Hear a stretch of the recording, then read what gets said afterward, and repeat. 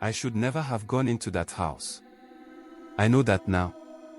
But I wanted to prove I was brave. It started on a warm evening.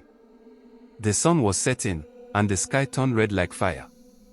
The older boy stood near the edge of the village, pointing at the old house.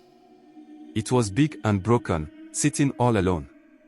The roof had holes, the windows were dark, and no one had lived there for many years. "You are scared," one of the boys said, laughing. "You can't go inside."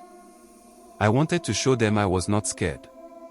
So, when the moon rose high in the sky, I walked to the house alone. The air grew cold as I got closer. The wind stopped blowing. No bird sang. My heart thumped in my chest, but I did not stop.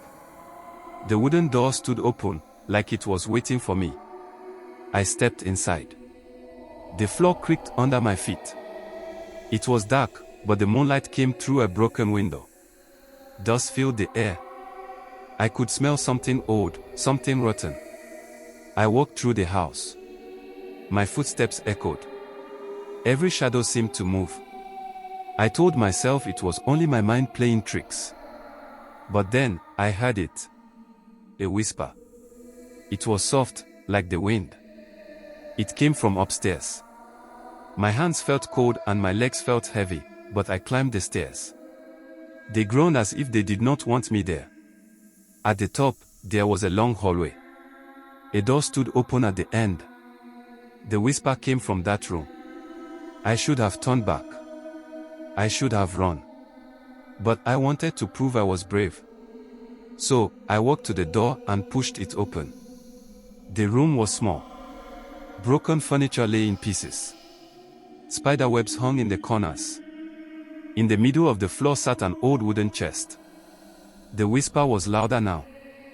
It was coming from inside the chest. I knelt down and touched the lid. My fingers felt ice cold. Slowly, I opened it. Inside was a door. It was small and worn. Its face was cracked, and its eyes were missing. My heart pounded in my ears. I wanted to leave. But when I turned around, the door was gone. I was trapped. The whisper changed.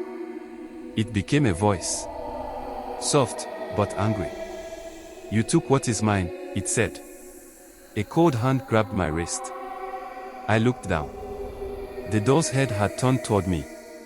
Its mouth opened, and I heard a terrible laugh. I pulled away, but the hand held tight. My heart raced. I knew I had to escape, but the house did not want me to leave. I remembered something my grandmother once said. Spirits do not like their things to be touched. If you take what belongs to them, you must give it back. With shaking hands, I picked up the doll and placed it back inside the chest. I closed the lid and whispered, "I am sorry." The grip on my wrist loosened.